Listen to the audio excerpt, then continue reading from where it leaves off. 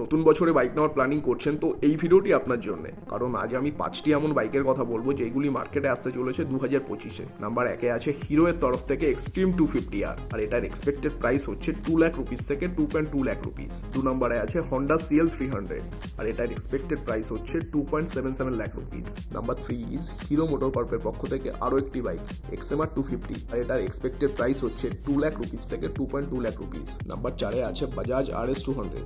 হ্যাঁ, একদম ঠিকই শুনেছেন, কারণ 2025-এ RS 200 এর আপডেটেড ভার্সনটা মার্কেটে আসতে চলেছে, আর এটার এক্সপেক্টেড প্রাইস থাকবে 1.74 লাখ রুপিস। 5 নম্বরে আছে ইয়ামাহা এর most awaited retro bike XSR 155, আর এটার এক্সপেক্টেড প্রাইস হচ্ছে 1.80 লাখ রুপিস। এই বাইকগুলোর মধ্যে কোনটি আপনি নতুন বছরে কিনতে চান কমেন্ট করে অবশ্যই জানাবেন, আর ভিডিওটি যদি ভালো লেগে থাকে তো বন্ধুদের সাথে অবশ্যই শেয়ার করবেন।